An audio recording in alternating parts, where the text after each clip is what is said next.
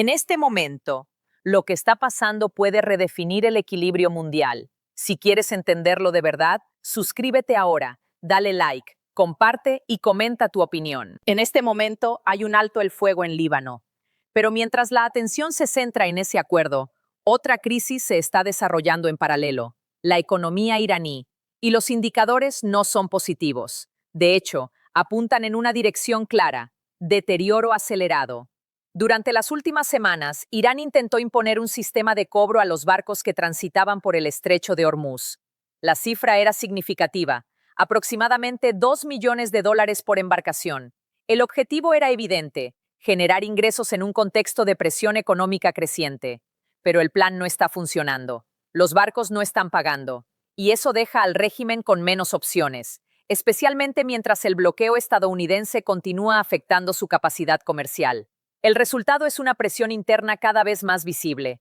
Algunos reportes incluso sugieren tensiones dentro de la propia estructura de poder, no confirmadas en su totalidad, pero consistentes con el deterioro económico que estamos observando. Ahora bien, antes de profundizar en ese frente, hay que entender el contexto inmediato, el alto el fuego entre Israel y Líbano. Esta mañana, el presidente Donald Trump anunció que sostuvo conversaciones con el presidente libanés y el primer ministro israelí. El resultado fue un acuerdo, un alto el fuego de 10 días, con inicio programado a las 5 p.m., hora del este. Pero hay un detalle que destaca. El martes anterior, representantes de ambos países se reunieron en Washington, por primera vez en más de 3 décadas, 34 años sin contacto directo, y de repente, un encuentro. Ese dato por sí solo ya es significativo, porque indica un cambio en la disposición política de ambas partes. Además, la administración estadounidense confirmó que varios altos funcionarios están directamente involucrados en el proceso, entre ellos el vicepresidente, el secretario de Estado y miembros del liderazgo militar. Este último punto es particularmente relevante. La presencia de figuras militares en negociaciones de paz no es casual. Suele indicar que el conflicto ha alcanzado un nivel donde la dimensión operativa y la diplomática deben coordinarse estrechamente. Y eso nos da una señal clara. Este no es un acuerdo superficial. Es un intento de estabilización más amplio. Ahora bien, el fuego no solo afecta a Israel y Líbano, tiene implicaciones más amplias, incluyendo a Estados Unidos e Irán. Porque antes de las recientes conversaciones indirectas entre Washington y Teherán, hubo una condición. Algunos actores regionales habían señalado que no participarían en negociaciones mientras continuaran las hostilidades en Líbano. Esa condición, al menos formalmente, ya no está presente, y eso abre una nueva posibilidad, la de avanzar hacia algún tipo de acuerdo más amplio. Ahora, hay otro punto crítico en esta ecuación, el estrecho de Hormuz, una de las rutas marítimas más importantes del mundo, y también una de las más sensibles. Según distintos reportes, parte del entendimiento incluía que Irán permitiría el tránsito normal por esta vía, mientras que Estados Unidos reduciría sus operaciones militares directas. Sin embargo, aquí aparece una diferencia clave. Washington ha reducido sus acciones, pero Irán aún no ha implementado completamente su parte, y eso mantiene la tensión. Incluso aliados de Teherán han comenzado a reaccionar. China, por ejemplo, ha pedido públicamente que se garantice la libre navegación en la zona, y eso es significativo, porque China depende en gran medida del flujo energético del Golfo. No solo de Irán, sino de otros productores regionales, Arabia Saudita, Irak, Kuwait, Qatar. En conjunto, representan una parte mucho mayor del suministro energético chino. Por eso, su posición ha sido cautelosa, no alineada completamente, y en ciertos momentos, crítica. Esto nos lleva a una conclusión importante. Irán no cuenta con un respaldo internacional sólido en este momento, y eso influye directamente en su margen de maniobra, porque a medida que ese respaldo se reduce, la presión para negociar aumenta. De hecho, el propio presidente Trump insinuó esta mañana que Irán podría estar dispuesto a aceptar condiciones que hace apenas unos meses rechazaba. Ahora bien, ese tipo de declaraciones siempre deben analizarse con cautela, porque lo que se dice públicamente no siempre refleja la realidad completa. Lo importante será observar acciones concretas, no solo declaraciones. Pero si existe algún cambio en la postura iraní, eso representaría un avance significativo. Y aquí entra otro factor, el tiempo, porque las próximas rondas de negociación podrían ocurrir en cuestión de días, incluso este mismo fin de semana, y eso indica urgencia. Ahora bien, la pregunta central es clara. ¿Por qué este cambio ahora? Y la respuesta parece estar en la economía. Irán ya enfrentaba dificultades estructurales, pero el impacto reciente ha acelerado esos problemas. Algunas estimaciones sitúan el costo de reconstrucción en cifras extremadamente altas, cientos de miles de millones de dólares, aunque todavía es temprano para cifras definitivas. La magnitud es evidente. Y cuando se combina daño físico con debilidad económica, el margen de resistencia se reduce. Eso explica la urgencia, eso explica la apertura, y eso define el momento actual. Ahora bien, si hay un elemento que está condicionando cada movimiento en este escenario, es la geopolítica del Estrecho de Hormuz. Porque no estamos hablando de un punto cualquiera en el mapa, estamos hablando de uno de los corredores energéticos más importantes del mundo. Y eso lo convierte en un espacio altamente sensible, pero también altamente estratégico. Ahora bien, para entender lo que está ocurriendo hay que separar dos cosas, la narrativa y la realidad operativa. En términos narrativos, se ha instalado la idea de que existe un bloqueo total, pero en la práctica lo que estamos viendo es algo más específico, una interdicción selectiva. Es decir, no se trata de cerrar completamente el paso, sino de controlar qué tipo de embarcaciones pueden transitar y bajo qué condiciones. Según la información disponible, las fuerzas estadounidenses no están bloqueando todo el estrecho. Están enfocadas en embarcaciones vinculadas a puertos iraníes. Y eso cambia el contexto, porque convierte la situación en una disputa focalizada, no en una interrupción total del flujo global. Ahora bien, del lado iraní, la estrategia también ha sido clara, intentar ejercer control sobre el paso marítimo y, en paralelo, establecer un sistema de cobro, un peaje. La lógica detrás de esto es evidente. Convertir una posición geográfica en una fuente directa de ingresos, especialmente en un momento donde la economía enfrenta presión. Pero el problema es la ejecución, porque para que ese sistema funcione, debe existir cumplimiento. Y hasta ahora, ese cumplimiento ha sido limitado. Muchos barcos simplemente no están pagando, y eso reduce significativamente la efectividad de la estrategia. Ahora, aquí entra un factor clave: China. Porque su posición en este conflicto es particularmente relevante.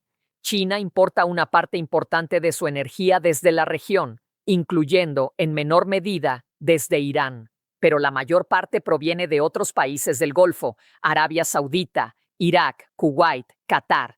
Esto significa que su prioridad no es respaldar a un actor específico, sino garantizar la estabilidad del flujo, y por eso su postura ha sido cautelosa, equilibrada y, en algunos momentos, crítica. De hecho, declaraciones recientes apuntan a una demanda clara: mantener la navegación abierta, sin interrupciones, y eso envía un mensaje, porque cuando incluso aliados potenciales expresan preocupación, el margen de acción se reduce. Ahora bien, esto tiene consecuencias directas para Irán, porque su capacidad de sostener esta estrategia depende, en gran medida, de su entorno internacional. Y si ese entorno se vuelve menos favorable, la presión aumenta. Ahora, volvamos al plano diplomático, porque aquí es donde el alto el fuego en Líbano cobra relevancia, no como un evento aislado, sino como una pieza dentro de un tablero más amplio. Al reducir la tensión en un frente, se abre espacio para negociaciones en otro, y eso parece ser exactamente lo que está ocurriendo. Hay señales, todavía preliminares, de que ambas partes podrían estar más abiertas a discutir, a explorar opciones, a buscar algún tipo de acuerdo. Ahora bien, esto no significa que el acuerdo sea inminente, pero sí indica un cambio en la dinámica, y ese cambio es significativo.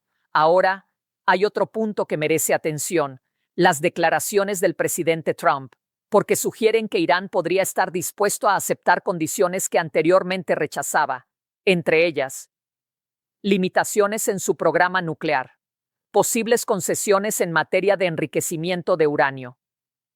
Ahora bien, este tipo de afirmaciones siempre deben analizarse con cautela, porque forman parte del proceso de negociación. Y en negociación, la percepción es una herramienta, pero incluso así, el hecho de que estas opciones estén sobre la mesa ya es relevante. Ahora, mientras todo esto ocurre, Estados Unidos continúa fortaleciendo su presencia en la región. Movimientos logísticos, despliegues adicionales, capacidad operativa en aumento, no necesariamente como una señal de escalada inmediata, pero sí como una forma de mantener opciones abiertas. Y eso es clave, porque en este tipo de escenarios, la flexibilidad estratégica es esencial. Ahora bien, aquí es donde convergen todos los elementos: economía, geopolítica, diplomacia y capacidad militar. Y cuando estos factores interactúan, el resultado no es simple, no es lineal, es dinámico y, sobre todo, incierto. Y esa incertidumbre es lo que define este momento. Ahora bien, más allá del frente diplomático y militar, hay otro factor que explica gran parte de lo que estamos viendo: la presión económica interna. Porque en última instancia es la economía la que está definiendo el margen de maniobra de Irán. Y ese margen hoy es limitado. Irán ya enfrentaba problemas estructurales antes de esta crisis: inflación elevada, desempleo, dificultades para acceder a mercados internacionales y una dependencia significativa de los ingresos energéticos. Pero en las últimas semanas, esos problemas se han intensificado y eso cambia el cálculo. Ahora bien, según distintas estimaciones, el costo de reconstrucción tras los recientes daños podría alcanzar cifras extremadamente altas: cientos de miles de millones de dólares, una cifra que incluso para economías más estables sería difícil de absorber. Para Irán, es un desafío mayor. Pero el problema no es solo el daño, es el momento en el que ocurre, porque hace apenas unos meses, el país ya había experimentado protestas internas, movilizaciones que en muchos casos tenían un componente económico claro: costo de vida, falta de oportunidades, descontento social, y cuando una economía ya está bajo presión, cualquier impacto adicional amplifica la crisis. Eso es exactamente lo que estamos viendo. Ahora bien, hay otro elemento clave: el bloqueo, porque limita aún más la capacidad del país para generar ingresos, reduciendo exportaciones, afectando comercio y complicando cualquier intento de recuperación a corto plazo. De hecho, algunas advertencias internas, incluyendo señales del propio Banco Central, apuntan a un escenario donde, sin alivio de sanciones, la recuperación sería extremadamente difícil. Ahora, esto nos lleva a un punto crítico: la estrategia que Irán intentó implementar en el estrecho de Hormuz. La idea era simple: controlar el paso, cobrar por el tránsito y generar ingresos significativos. En teoría, el modelo tenía lógica. El estrecho es una de las rutas más importantes del mundo, un alto volumen de tráfico diario y, por lo tanto, un potencial ingreso considerable. Pero en la práctica, el resultado ha sido diferente. Los barcos no están pagando. Y eso cambia todo. Porque sin cumplimiento, no hay ingresos. Y sin ingresos, la presión interna aumenta. Ahora bien, aquí es donde la situación se vuelve más compleja. ¿Por qué permitir el paso sin pago? Desde una perspectiva estrictamente económica, no tiene sentido. Pero desde una perspectiva geopolítica, sí, porque muchos de esos barcos están vinculados a países clave, incluyendo China. Y eso introduce una limitación. Irán no puede permitirse confrontar directamente a ciertos actores, porque el costo diplomático sería demasiado alto, especialmente en un momento donde su apoyo internacional ya es limitado. Ahora bien, esto genera una contradicción: intentar ejercer control, pero sin capacidad real para imponerlo plenamente. Y ese tipo de contradicción suele derivar en pérdida de credibilidad, lo cual agrava aún más la situación. Ahora, mientras todo esto ocurre, las negociaciones continúan y hay señales, aunque todavía no confirmadas completamente, de que podrían avanzar. El propio presidente Trump mencionó la posibilidad de nuevas conversaciones en el corto plazo. Incluso sugirió que podría haber avances en temas que antes estaban bloqueados, entre ellos, el programa nuclear iraní. Ahora bien, esto es importante porque uno de los puntos centrales en cualquier acuerdo será claro: la limitación o eliminación de la capacidad de enriquecimiento de uranio. Y eso no es un detalle menor, es el eje del conflicto. Pero además de eso, también están sobre la mesa otros elementos: programas de misiles, relaciones con actores regionales y la influencia estratégica en Medio Oriente. Todo esto forma parte de la ecuación. Ahora, mientras se discuten estas condiciones, Estados Unidos mantiene múltiples opciones, incluyendo presencia militar reforzada en la región, movimientos logísticos y preparación operativa, no necesariamente como una señal de escalada inmediata, pero sí como una herramienta de presión, porque en negociación la capacidad también comunica, y eso es clave. Ahora bien, hay otro elemento que merece atención: la información que emerge desde el ámbito militar, en particular, detalles sobre operaciones recientes, incluyendo rescates, uso de nuevas tecnologías y coordinación entre distintas ramas de las Fuerzas Armadas. Todo esto apunta a un escenario donde la dimensión operativa sigue activa, incluso mientras se negocia, y eso nos lleva a una conclusión clara: no estamos en un escenario de resolución, estamos en una fase de transición, donde la diplomacia y la presión coexisten, donde cada movimiento tiene múltiples lecturas y donde el resultado final aún no está definido. Ahora bien, si hay un elemento que define este momento, es la tensión entre narrativa y realidad, porque en conflictos de esta naturaleza, la información no solo describe lo que ocurre, también lo construye, y eso introduce un riesgo: el de interpretar el escenario a través de percepciones incompletas, o en algunos casos, selectivas. La historia demuestra que los errores estratégicos rara vez surgen por falta de datos, surgen por cómo esos datos se interpretan, por los marcos mentales que se aplican y, sobre todo, por las decisiones que se toman en función de esas interpretaciones.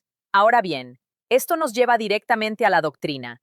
Durante décadas, una parte importante del pensamiento militar occidental ha estado basada en una premisa clara: la superioridad tecnológica permite controlar el campo de batalla, identificar objetivos, neutralizarlos y reducir progresivamente la capacidad del adversario.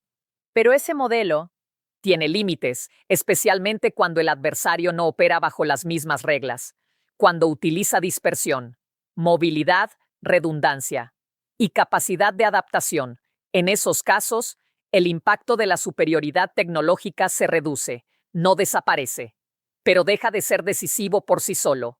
Ahora, hay otro factor que no se puede ignorar: la subestimación del adversario, un patrón recurrente en múltiples conflictos.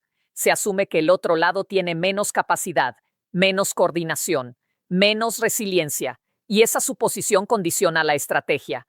Pero cuando esa premisa es incorrecta, las consecuencias son claras: desajuste operativo, resultados por debajo de lo esperado y necesidad de recalibración. Ahora bien, también hay precedentes: escenarios donde campañas intensivas no lograron los objetivos previstos, porque el adversario se adaptó, reconfiguró sus recursos y mantuvo su capacidad operativa. Esto es importante, porque demuestra que la intensidad no siempre compensa un enfoque inadecuado, y aumentar la presión no garantiza un cambio en el resultado. Ahora, otro elemento clave es la influencia de aliados. Las decisiones estratégicas no se toman en aislamiento. Se ven afectadas por percepciones compartidas, por análisis conjuntos y por intereses convergentes. En este contexto, existen visiones que plantean que una acción rápida y contundente puede alterar el equilibrio, pero esa visión simplifica un entorno que es, por definición, complejo, porque ignora factores estructurales, históricos y culturales. Irán, en este caso, no es un actor improvisado, es un sistema con experiencia acumulada, con capacidad de absorción y con un historial de adaptación bajo presión, y eso cambia el análisis. Ahora bien, hay una idea que aparece con frecuencia en estos escenarios: que eliminar liderazgo equivale a eliminar capacidad, pero la evidencia empírica sugiere lo contrario. Los sistemas tienden a reorganizarse, a generar nuevas estructuras, a adaptarse, en algunos casos incluso con mayor flexibilidad, y eso introduce un riesgo adicional, el de producir efectos no previstos. Ahora, volvamos al punto central. Esto no es un conflicto limitado, no es un escenario completamente controlado, es una confrontación entre modelos estratégicos distintos. Por un lado, un enfoque basado en superioridad tecnológica y capacidad convencional. Por otro, un enfoque basado en resiliencia, dispersión y adaptación continua. Cuando estos modelos interactúan, el resultado no es inmediato, no es lineal, es dinámico, complejo y en muchos casos impredecible, y ese es el verdadero desafío. Ahora bien, si ampliamos el análisis más allá del momento inmediato, aparece una dimensión aún más relevante, el impacto estructural. Porque lo que estamos observando, más allá de los detalles operativos o las declaraciones oficiales, tiene implicaciones que van mucho más allá de la región. Durante décadas, el sistema internacional ha operado bajo ciertos supuestos. Uno de ellos ha sido claro: la capacidad de proyección de poder estadounidense, especialmente a través de su presencia naval, ha sido un elemento central de estabilidad, no solo por su capacidad militar, sino por lo que representa: credibilidad, disuasión, previsibilidad. Pero cuando ese modelo se ve cuestionado, aunque sea parcialmente, el efecto no es inmediato, es progresivo, y comienza en el plano de la percepción, porque en geopolítica, la percepción es una forma de poder. Ahora bien, esto no significa que el equilibrio global cambie de un día para otro. Pero sí significa que los actores internacionales comienzan a ajustar sus cálculos, a reevaluar riesgos, a reconsiderar dependencias, y eso es lo que estamos empezando a ver en Asia, en Europa, en Medio Oriente, donde el enfoque ya no es únicamente observar lo que ocurre, sino entender qué implica, porque los sistemas no colapsan de forma repentina, se transforman gradualmente, y ese proceso ya está en marcha. Ahora bien, hay otro elemento que no puede ignorarse: el energético. El estrecho de Hormuz sigue siendo uno de los puntos más críticos del sistema global. Una parte significativa del petróleo mundial pasa por ese corredor, y cualquier alteración, real o percibida, tiene efectos inmediatos: precios, mercados, inflación y, en consecuencia, estabilidad económica. Esto convierte cualquier tensión en la zona en un factor global, no regional. Ahora, si llevamos el análisis aún más lejos, aparece una tendencia más amplia: el cambio en la forma en que se entiende el poder. Durante años, la superioridad tecnológica ha sido vista como el factor decisivo, pero los escenarios recientes sugieren que otros elementos también son determinantes: capacidad de adaptación, resiliencia, uso eficiente de recursos y comprensión del entorno. Esto no reemplaza la tecnología, pero sí redefine su papel. Ahora bien, también hay que reconocer los límites de este momento. Un evento, o una serie de eventos, no redefine automáticamente el orden internacional, pero sí puede acelerar dinámicas que ya existían. Y eso es precisamente lo que parece estar ocurriendo: una transición, no total, no definitiva, pero sí visible. Ahora, volvamos al punto central. El sistema internacional no funciona únicamente sobre la base del poder. Funciona sobre confianza, sobre credibilidad, sobre la expectativa de cómo actuarán los actores principales, y cuando esas expectativas se ven cuestionadas, el sistema se ajusta, no de inmediato, pero de forma constante, y ese ajuste es el proceso que estamos comenzando a observar. Ahora bien, la pregunta final no es solo qué ha ocurrido, sino qué significa, y más importante aún, qué viene después, porque en momentos como este, las decisiones no solo responden al presente, definen el futuro, y eso es lo que realmente está en juego. Si llegaste hasta aquí, ya sabes que esto no es una noticia más. Esto puede cambiar cómo se mueve el poder en el mundo. Ahora no te quedes fuera. Suscríbete al canal, dale like y comparte este video, porque lo que viene puede ser aún más decisivo, y pocos lo están viendo con claridad. Y ahora quiero leerte. Si esta situación escala, ¿quién crees que realmente tiene la ventaja? ¿Esto es solo una crisis temporal o el inicio de un cambio global? Si estuvieras tomando decisiones ahora mismo, ¿Apostarías por negociar o por presionar más? No te quedes en silencio. Tu opinión importa. Escríbela ahora.